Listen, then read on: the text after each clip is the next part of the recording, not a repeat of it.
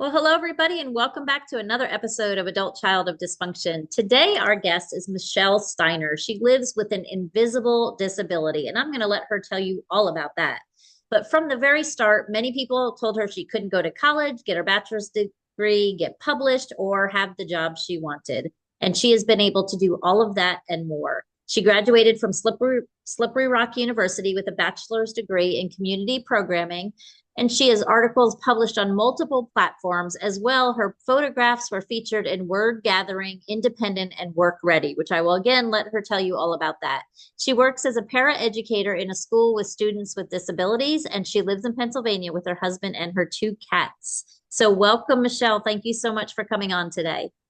Oh, thank you for having me. I'm looking forward to this conversation. Yeah, so I know it's going to be a good one because I know people talk about a lot of different invisible hmm disabilities, and I'm curious to see what yours was. But go ahead and tell us kind of just a quick background to who you are and how you got where you are today.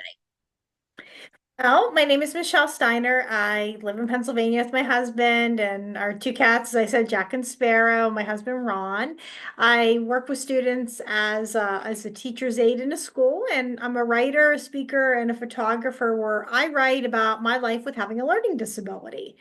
And I have dyscalculia, which is a math disability. I have limited hand dexterity in both of my hands, and I have visual perception issues.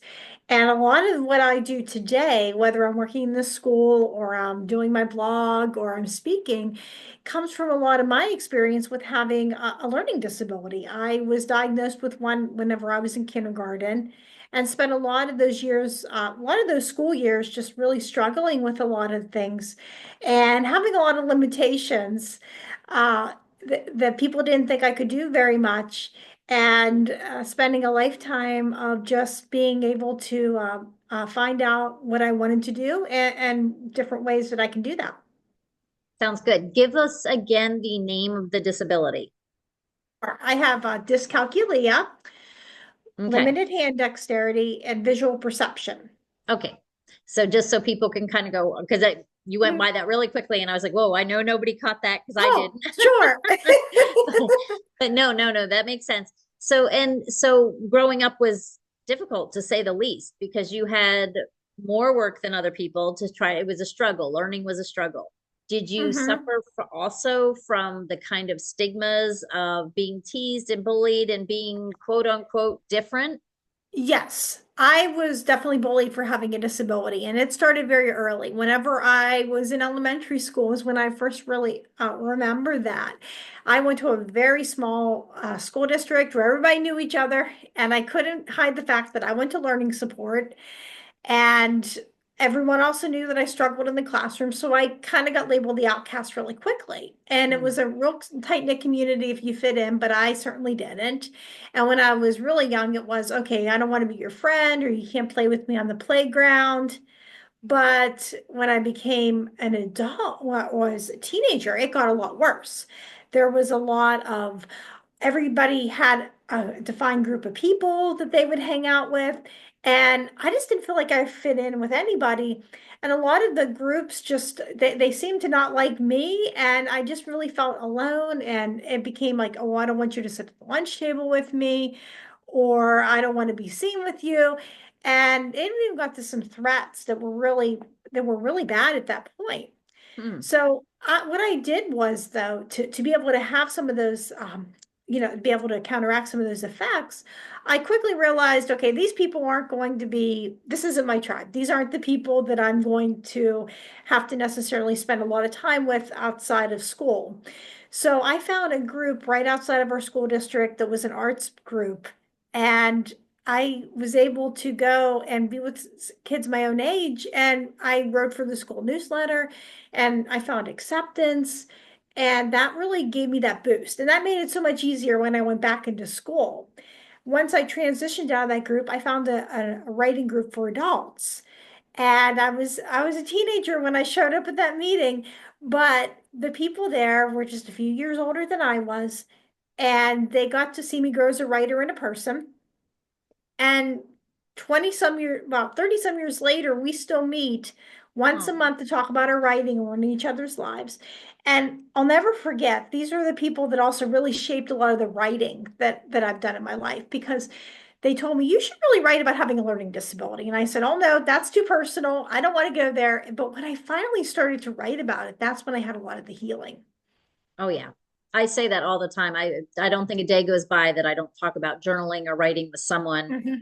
And it's telling your story, it's getting out on paper, it's just being able to be you with no judgment.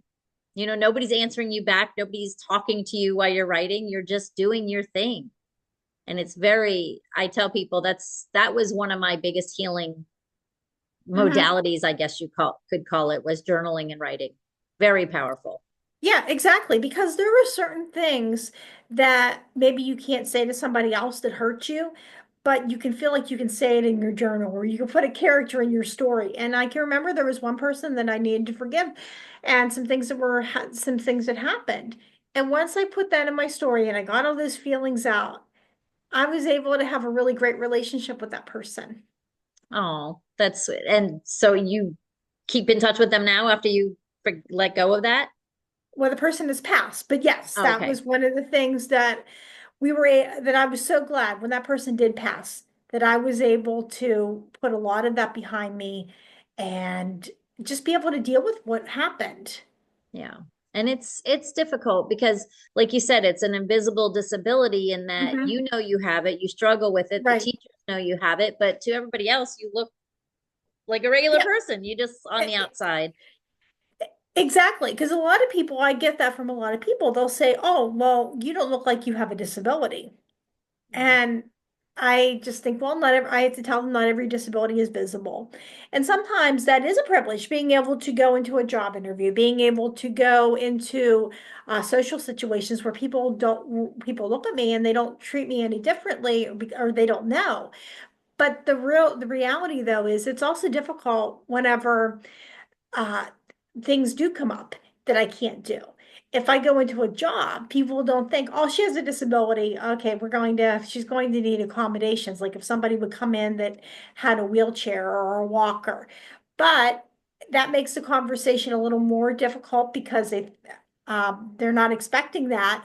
And I have to go in and be able to stand up for myself in a positive way and to be able to get those accommodations. So it's a double-edged sword. There's some good to it, and then there's also some really difficult things that come. Well, and it sounds like you took what you were handed and made it as positive as you could possibly make it. And I love Yeah. that you thought, did you get support from the teachers, like as far as the bullying? I always ask people. I just spoke to someone, I believe I did another interview today, and the woman I spoke with was deaf from 4 years old. Hmm. And she said the bullying was just insane, like how badly she was bullied. And she said she didn't get a lot of support from her teachers. No, I didn't get a lot of support.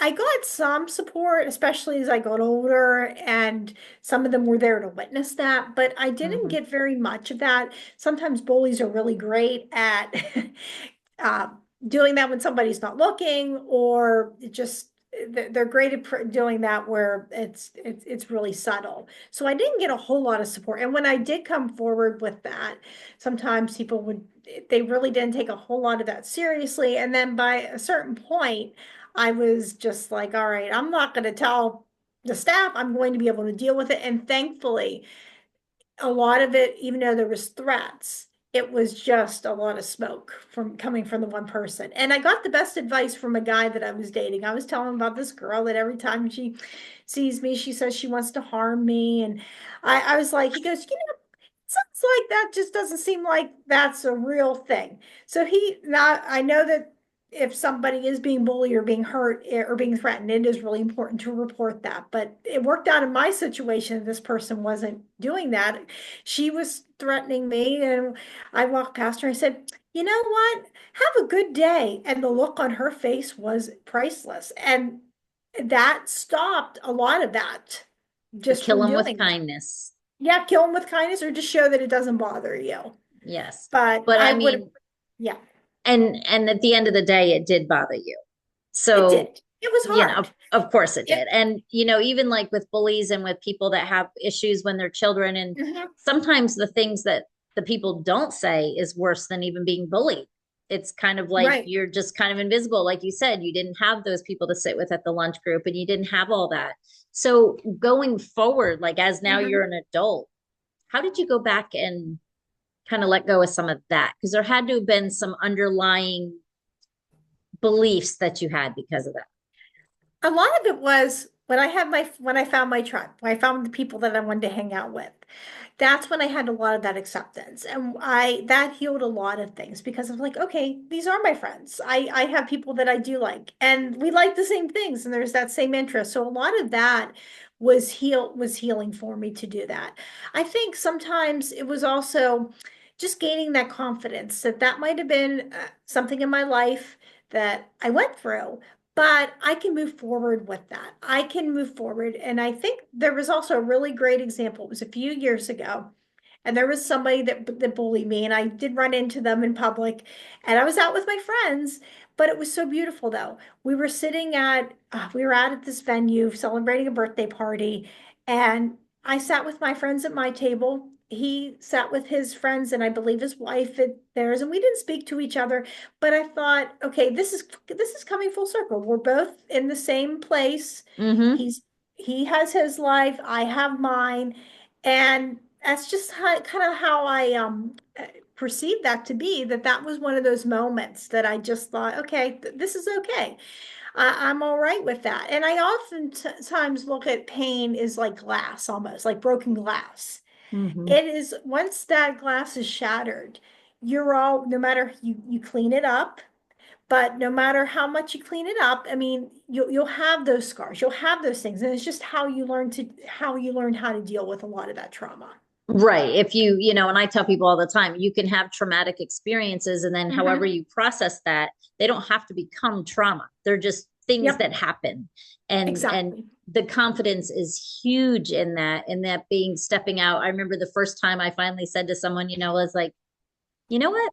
What people think of me is really none of my business. Like, I don't even Yep. care. Like, you do Yeah. you, I'll do me. I'm not going to change. I mean, and that's wonderful. And that's what I do with a lot of the people that I work with Hmm. is just trying to get them to understand and to believe in their heart of hearts that they are beautiful the way they are, Right. and that everybody has haters. And most of the time the haters are because maybe they're a little envious, or you never know, the children that were bullying you, it could have been because maybe they didn't get attention and they thought maybe you got more attention. So I try to say, healthy people don't hurt people, hurt people hurt Right. people. Exactly. And I can look at that now growing up, now as an adult. I look back and I'll never know the whole reason, but I know a lot of them, the ones that they might have considered really smart or really popular, had a lot of pressure on them too. And Mm-hmm. probably seeing me was their way of being like, okay, she gets all, yeah, she doesn't have to work as hard. Whenever they didn't understand, hey, I'm really working that hard. Or some of them came from some really religious backgrounds too. Mm, And that there's that pressure that you have to be perfect. And yeah. right, right. So you go out and now you're writing books, you're writing articles, you are clearly being you who you want to be, and that is amazing. Right. So what kind of talks do you do with groups about just disability in general, or do you talk mostly about these invisible disabilities that you don't see so much on the outside? I talk a lot about invisible disabilities because Okay. sometimes we're so familiar with the ones we can see. And so I try to talk about ones like learning disabilities, or I might talk about just how things I might not be able to drive, but there's that good because I can pick up and I can take pictures of flowers and Mm, on my walks. And I love to do that. And just seeing that positive that comes out with that. I also share a lot of my story about how people told me that I wasn't going to be able to go to college and how I had a psychiatrist who told me I wouldn't go and get my bachelor's degree. And I was told I was going to have limited job choices. And I even had professors who told me that I was a bad writer and I wouldn't be published. And I just find it amazing when a lot of people were telling me of things that I wasn't going to be able to do. I was able to do a lot of them. Now, there are some things that I can't do. Do not ask me to help with math. I tell that to all the students that I work with, and I'm okay with that. And I'm not able to drive, but there's a lot of other things I can do. And I try to really focus on what I can do rather than what I can't. And that's important for anybody. I mean, we all Hmm. have our gifts, all have our strengths, and we all have our weaknesses. I Hmm. mean, nobody is superhuman. I mean, Yep. well, the Almighty God is superhuman, but Yes. I mean, there's one that is. But other than that, you got to take what is given to you and make it your superpower. So you were given the gift of writing, and and that is your superpower. Somebody else can balance your checkbook. Don't worry about that. Exactly. Right. Right, because that's what everybody does. There's things that certain people can't do, and there's certain things people can. And I think that's just really important to know that. I have a lot of people that I have in my little circle of friends and Hmm. stuff. I have a lot of people that I deal with that have a lot of those the invisible disabilities. Hmm. They have ADHD, they have things that just make them maybe socially awkward or some Hmm. and that's what they say. I have a friend, he's so manic, and he I laugh because I'm like, stop thinking that's a bad thing. I wish I had that energy to get my laundry done. Like, this is when you clean your house, this is when you do this. Like, Yeah. take what you are given, your God-given gifts, because everything that you are given is a gift. Who knows how Yes. it's meant to be used, but use it to the best that you can. And I love your positivity. Love that. Thank you. And it's, talk about how when maybe for younger children or parents that might possibly have somebody that's struggling with this in school at a younger age, how a parent might be able to help their child kind of navigate that before it becomes a big problem. I think one of the best things to do is to communicate with your child's teacher, especially if you see your child struggling. And if your teacher is recommending that they get tested for having a learning disability, to be able to do that from a pretty young age and to take that into consideration. Because whenever I was very young, I was diagnosed. I was diagnosed in kindergarten. So it just Mm. became a way of life for me that I have this disability. This is what I need to do. So I would really recommend parents do that. Or even reach out to their child's pediatrician. Reach out to somebody even if the parent has some concerns about their child. There's a lot of services that even I didn't have whenever I was growing up. We have early intervention programs. We have birth to three, and then a lot of specialized preschools. So reaching out if they think that something's going on, and if the worst thing that happens is everything's fine, then that's okay too. Sometimes it could just be the kid needs to catch up, or someone just needs to monitor that. But I tell them to get in there very early and to see what is going on. Right. And embrace it and learn how to help them learn how to navigate it versus I've Right. had so many parents. I mean, I have someone that I know very closely who clearly has a son who is on the spectrum for Hmm. autism, and she would never take him to get tested or anything.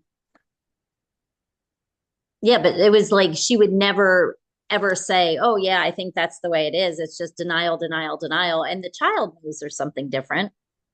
They know. Right. It's not a secret. If the children Right. know and the peers know, then people know. So you might as well, like I said, put a name on it, claim it, and embrace it and learn to navigate it healthily.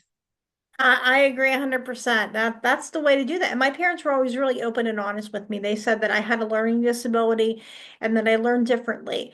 And hearing that information was so much more powerful than what I was hearing from my peers, because my peers were telling me I wasn't smart and that I was less than. But when I heard it from my mom and dad, eventually it started to sink in. It didn't do that very much in the beginning, and those were some Hmm. really difficult years. But my mom and dad didn't give up on me.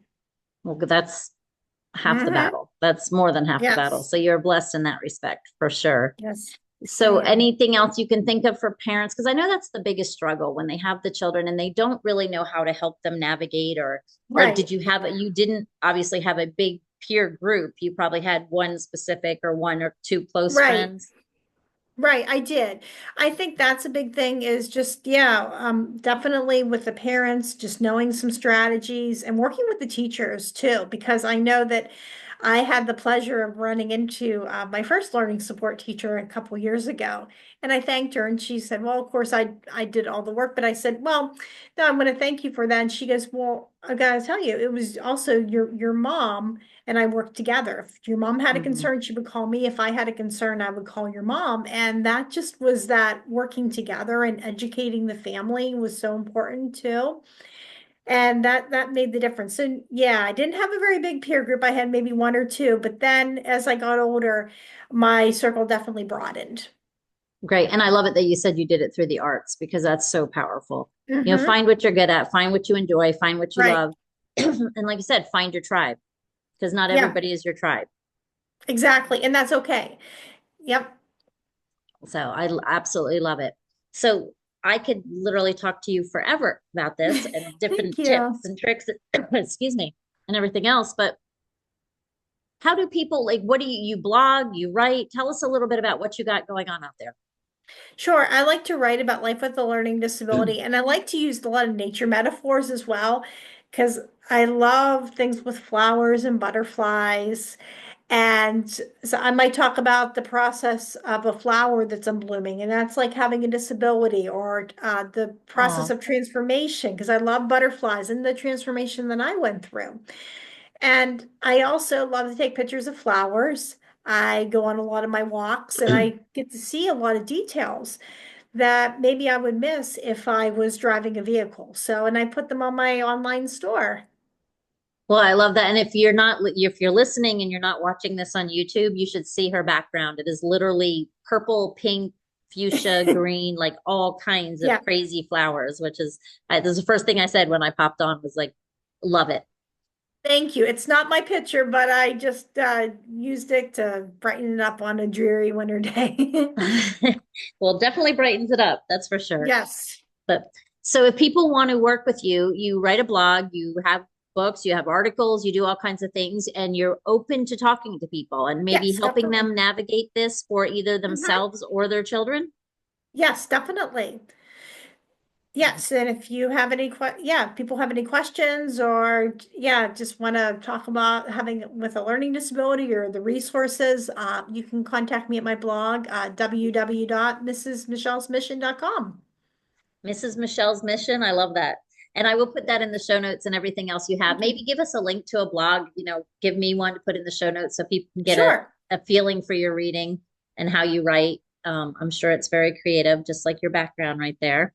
But so before you go, well, first of all, thank you so much for coming on. I love it. And I love the adversity, overcoming those adversities because it's Hmm. challenging for children. And to know that Right. from a very young age, and then you went to school, you went to Slippery Rock. I think my husband's sister went to Slippery Rock. Oh, Um, nice. yep. And you finished there, you got your degree, you're doing exactly what the world said you couldn't do, but you said you could. Hmm. I did an episode I think 4 or 5 episodes ago, and that was kind of her tagline is they said I couldn't, so I did.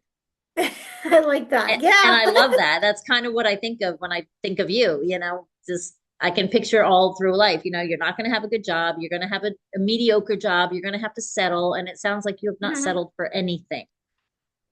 So, Exactly.